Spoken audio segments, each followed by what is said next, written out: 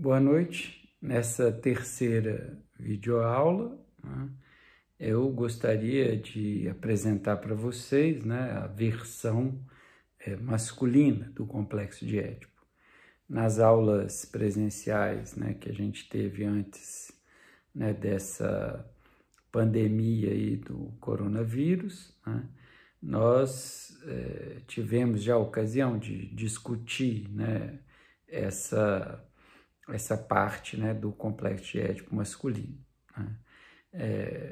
Mas eu achei importante retomar, né, e desenvolver de novo alguns aspectos, né, dessa versão masculina do complexo de Édipo, né, porque há elementos que eu ainda não apresentei, né, nessas aulas presenciais que foram dadas, e que eu gostaria de apresentar agora, né, que eu acho importante apresentar, sobretudo porque vai nos permitir, né, uma melhor clareza, né, de distinção entre o que seria, né, o complexo de Édipo masculino, né, e o que seria o complexo de Édipo feminino, né? Então, nesta terceira videoaula, vou me concentrar, né, no complexo de Édipo masculino, mais especificamente em como se processa, né, essa dissolução, né, do complexo de Édipo no homem, né? Freud vai marcar, né, no quarto parágrafo do texto de 1923, O Declínio do Complexo de Édipo, página 248 da editora Autêntica, né?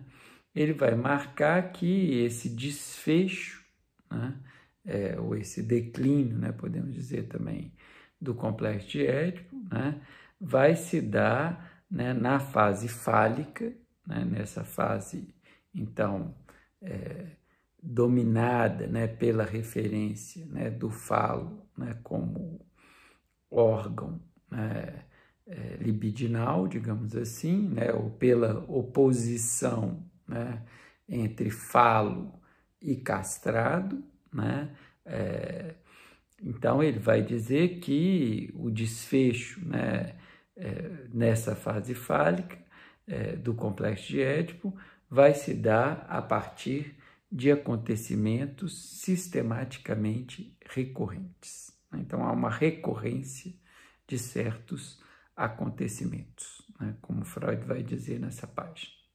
E, então, ele começa, né, apresentando aí o que é, né, o que seriam, né, esses acontecimentos recorrentes no que concerne ao menino, né?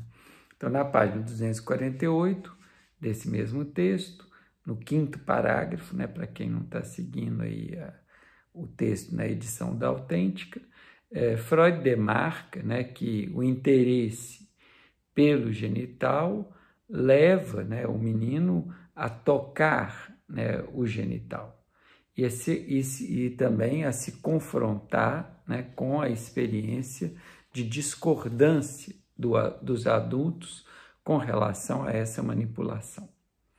O menino, então, se confronta, né, com a ameaça de castração advinda aí, né, dos adultos, né, concernente, não tanto, ou não tão exclusivamente, a essa parte do corpo que é o pênis, né, mas, sobretudo, né, a satisfação autoerótica que ele retira, né, dessa parte, né?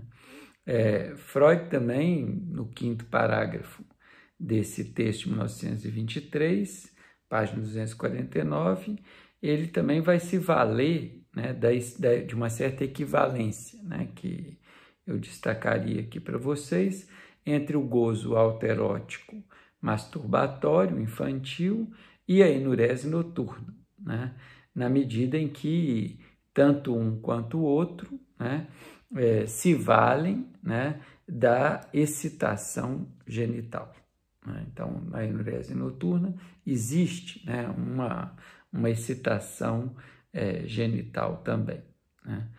A afirmação freudiana é de que página 249, quinto parágrafo, é de que a organização genital fálica da criança perece por essa ameaça de castração. Então, o que faz a organização genital fálica não se sustentar, né, vai ser a ameaça de castração. E, a meu ver, é importante esclarecer que essa expressão organização genital fálica designa a crença, né, na universalidade do falo. É essa universalidade que é posta em causa, podemos dizer, pela ameaça de castração, no que concerne a quem tem o órgão genital masculino e o subjetiva como tal, né? Então, ou seja, é possível que se tenha o órgão, né, e ele não seja subjetivado como tal, né?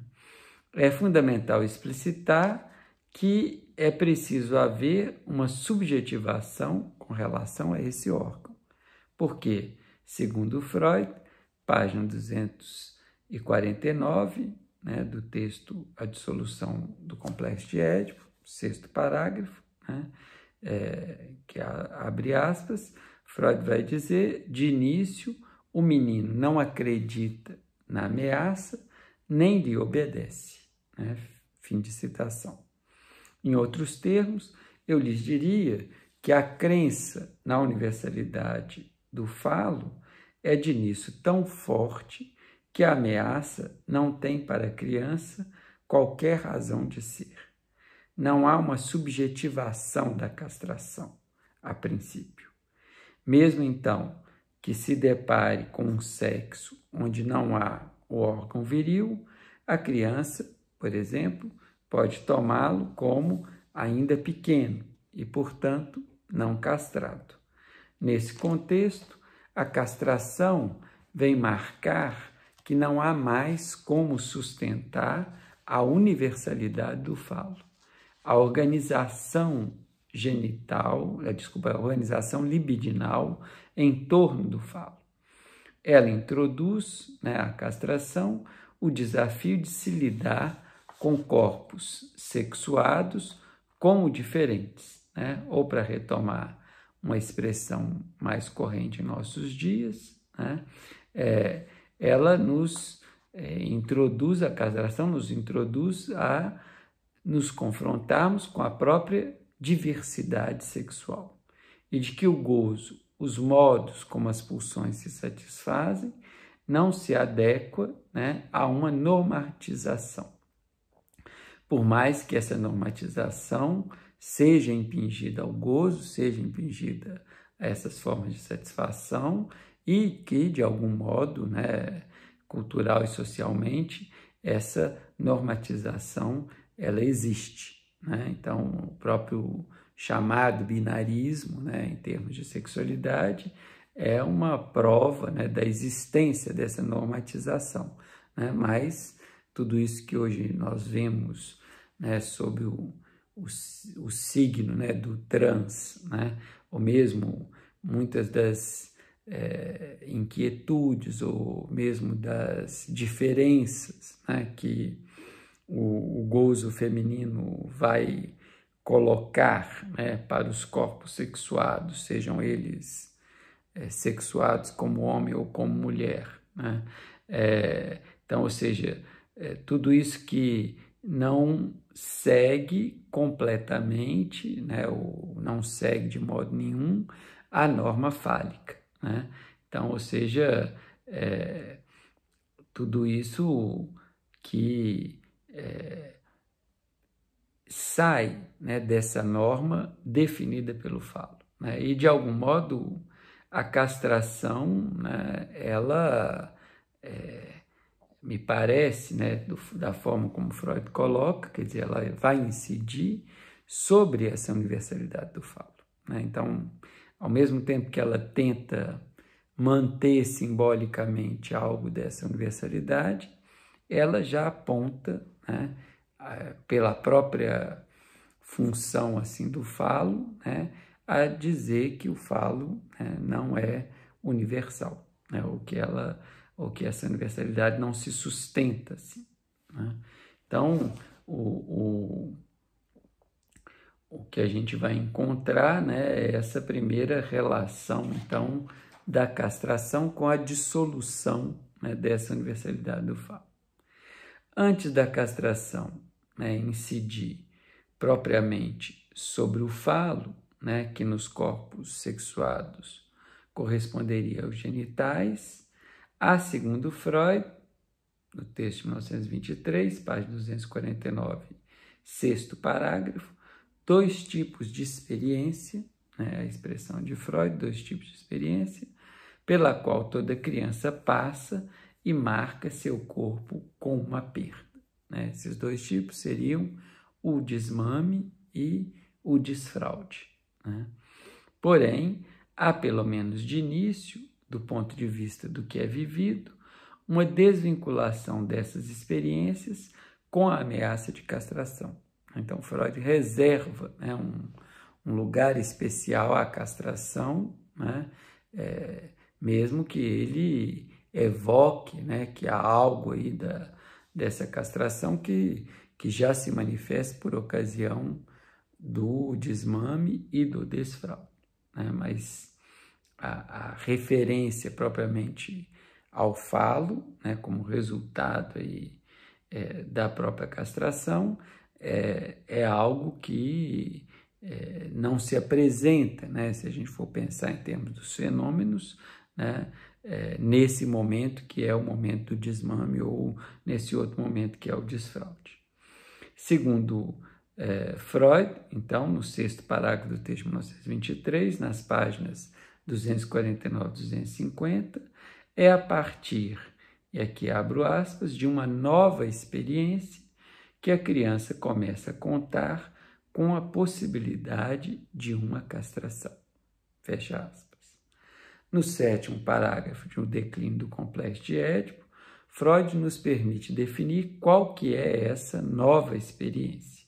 Essa nova experiência capaz de romper tanto com a descrença, né, no que diz respeito à ameaça de castração e, portanto, de romper com a universalidade atribuída ao falo, né? E essa outra experiência, essa nova experiência, não é outra que não o que Freud chama, né, de a observação do genital feminino. Aqui eu acho importante acrescentar que essa visão, né, do sexo feminino como castrado é uma interpretação, né? E acho que é bom sublinhar esse termo, né, que eu estou propondo aqui para vocês, que é uma interpretação, né, que a criança faz, né, independente do seu gênero, né?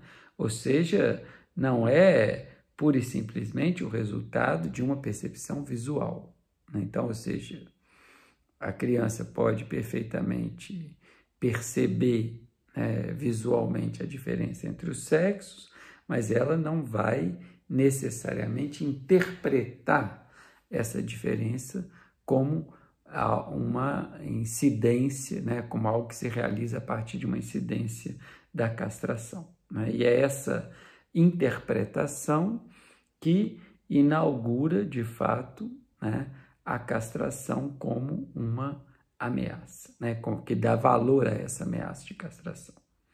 Assim, as crianças podem perceber muito bem a diferença anatômica entre os sexos, mas sem tomarem, né, sem interpretarem essa diferença no enquadre da castração. Nos termos freudianos, ainda no sétimo parágrafo de O Declínio do Complexo de Édipo, página 250, temos, ao que concerne mais especificamente ao menino, né, a seguinte passagem que eu gostaria de ler para vocês, né? Abre aspas, em algum momento, a criança, orgulhosa de ser possuidora de um pênis, defronta-se com a região genital de uma menina e tem de se convencer da falta de um pênis num ser tão semelhante a ela. Então, ou seja, a criança portadora do pênis, ao ver o ser feminino, né, nesse caso, não entende por que alguém tão semelhante é também diferente. Assim, a perda do próprio pênis, continua Freud, se torna imaginável e a ameaça de castração tem seu efeito a posteriori nas Träglich, né, o termo em alemão. Então, essa perda se torna imaginável, né, para usar o termo de Freud, é o que eu estou propondo a chamar para vocês, né, de uma interpretação que a criança faz do corpo feminino como um corpo castrado. Através da palavra Nachträglich, né, traduzida pela expressão latina a posteriori, verificamos a dimensão também da interpretação e mesmo da subjetivação em momento posterior do corpo feminino como corpo castrado. Por um lado, né, podemos até constatar que essa interpretação subjetiva tem seus efeitos, inclusive políticos, sociais, culturais e afetivos, no modo como muitas vezes as mulheres são tratadas, né? Ou melhor dizendo, que as mulheres são muitas vezes degradadas. Por outro lado, essa interpretação subjetiva não demove, a meu ver, o que Freud, já em 1923, no último parágrafo do texto A Organização Genital Infantil, já apresentava e que eu destaquei para vocês na videoaula número 1, né? Retomando a citação de Freud, na página 242, nenhum feminino quando a antítese é entre genital masculino ou castrado. Bom, no âmbito também do complexo de Édipo masculino, é importante a gente falar da relação que Freud encontra entre o complexo de Édipo e a masturbação. Uma outra referência importante nesse contexto, né, sobre a castração, é que Freud não vai associá-la apenas, né, à diferença dos órgãos genitais. Freud, né, no texto da dissolução do complexo de Édipo, ressalta a sua incidência, a incidência da castração sob o modo de satisfação autoerótico corporificado pela masturbação infantil, ou nos seus derivados, como a enurese noturna, né? Mesmo se ele não a considera a única referência com relação à sexualidade infantil. Nesse ponto, né, então, a sexualidade infantil não se reduz à prática masturbatória, né, e Freud, então, mas a masturbação tem um lugar aí importante, né? Então, aqui eu gostaria de fazer uma outra citação, né, da página 250, do oitavo parágrafo, do texto A Dissolução do Complexo de Édipo, né? Então, abre aspas, a vida sexual da criança está comprovadamente na posição edípica em relação aos pais, e a masturbação é apenas a descarga genital da excitação sexual relativa ao complexo, né, podemos completar, de Édipo, e em outras épocas posteriores, ou seja, mesmo após o declínio do complexo de Édipo, na própria adolescência e também na vida adulta, a masturbação irá dever sua importância a essa relação. Em outras palavras, a masturbação na infância e depois, né, assim como outros modos de satisfação autoeróticos que lhes são análogos, é uma descarga sexual relacionada ao complexo de Édipo. Então, nesse sentido, a castração, né, é o que incide também, não só sobre a universalidade do falo, mas sobre esse modo de gozo, né, autoerótico, né, relacionado ao falo. Nesse contexto, quer dizer, Freud também vai dizer que duas possibilidades de satisfação são oferecidas pelo complexo de Édipo. Nós já vemos aqui que se algo da castração incide sobre a satisfação autoerótica masturbatória, né, isso não vai ser, vamos dizer, de graça, né? É preciso que outras possibilidades de satisfação sejam oferecidas, né?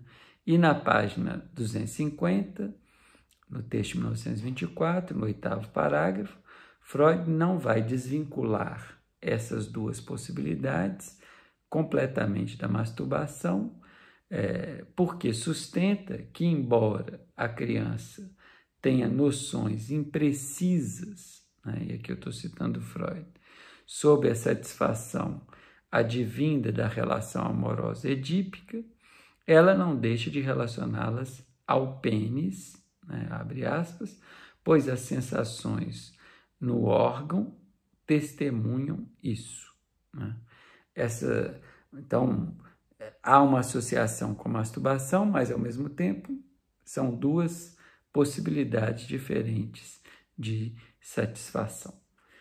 A primeira possibilidade, né, promovida pelo complexo de Édipo, é o que Freud chama de ativa ou masculina, né? Ele está falando no âmbito do complexo de Édipo masculino, né? Então ele diz, a criança, né, pode se colocar masculinamente no lugar do pai e, como ele, relacionar-se com a mãe, de modo que o pai vai ser situado como um obstáculo. Página 250, texto 1924, 8º parágrafo. Aqui, conclui Freud, a perda do pênis aparece como efeito de punição. Então, ou seja, há uma identificação, né, a esse lugar do pai, há um desejo, né, de se relacionar com a mãe, né? O pai aparece como obstáculo, mas sustentar, né, essa possibilidade ativa sofrer como punição, né, a perda do pênis, ou, como nós já vimos, a perda da satisfação autoerótica masturbatória. A segunda possibilidade é o que Freud chama de passiva ou feminina. A criança, né, e aqui Freud vai dizer, pode substituir a mãe e ser amada pelo pai, de maneira que a mãe se tornaria supérflua. Aqui, né, a perda do pênis, conclui Freud, aparece como pré-condição, ou seja, não há como, né, substituir a mãe e ter um pênis, né? Considerando que em ambas essas possibilidades, né, então seja a passiva feminina ou a ativa masculina, né, incide a castração, Freud demarca que há, né, um conflito, né, que é bom abrir aspas, né, um conflito entre o interesse narcísico nessa parte do corpo, né, o pênis falo, né, e o investimento libidinal dos objetos parentais. E, continua Freud, nesse conflito vence a primeira força. O eu da criança se afasta do complexo de Édipo. Página 251, texto de 1924, 8º parágrafo. Destaco que há, portanto, né, uma vitória do interesse narcísico, né, uma vitória da manutenção do falo acoplado ao corpo, né, porque se tenta manter o corpo narcisicamente como intacto. E essa vitória nos permite entender por que a masturbação ou outros modos de satisfação autoeróticos, terá, né, uma forte incidência sobre a sexualidade masculina.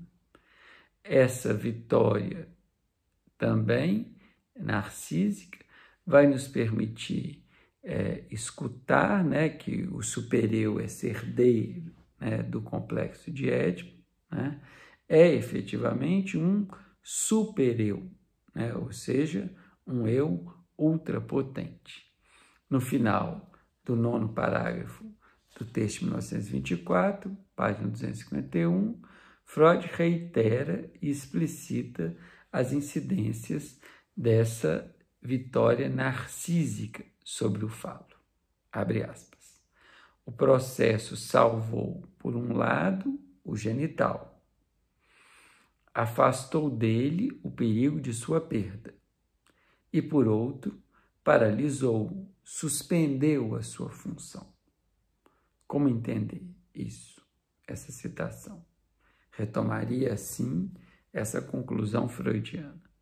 O pênis é mantido como falo, mas ao preço de uma suspensão durante a latência e até a adolescência, pelo menos, de sua função de proporcionar satisfação,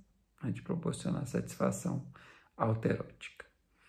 O declínio do complexo de Édipo, então, passa a ser tematizado por Freud, na página 251 também, no 9º parágrafo, da seguinte forma: o que se apresentava como investimento de objeto, mãe e pai como objetos de desejo, é abandonado e substituído, abre aspas, por identificação, fecha aspas. Então, ou seja, mãe e pai são abandonados como objetos de desejo e aparecem como objetos de identificação.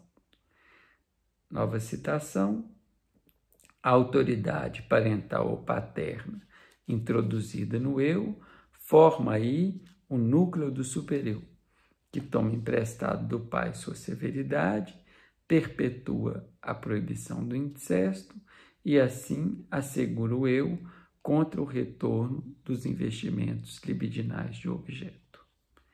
Há, então, uma dessexualização, uma sublimação dos anseios libidinais edípicos, né? Nessa transformação dos objetos de desejo, pai e mãe, em objetos de identificação. Ser como pai, ser como a mãe. Há também uma inibição, né, das metas desses anseios, de modo que eles vão se transformar em emoções de ternura, né? E nesse contexto, né, é que Freud vai falar, né, de como que se processa, né, o fim, né, mais especificamente o declínio, né, do complexo de Édipo masculino, né, onde a ameaça de castração, né, tem uma função, digamos, de gatilho, né, para precipitar essa queda, né? E é uma queda que, na verdade, vai transpor, né, esse complexo, como a gente viu, tanto para o âmbito do isso, né, quanto para o âmbito do supereu, né? Nós vamos ver depois, né, na próxima videoaula, número 4, né, como que é que Freud vai apostar, né,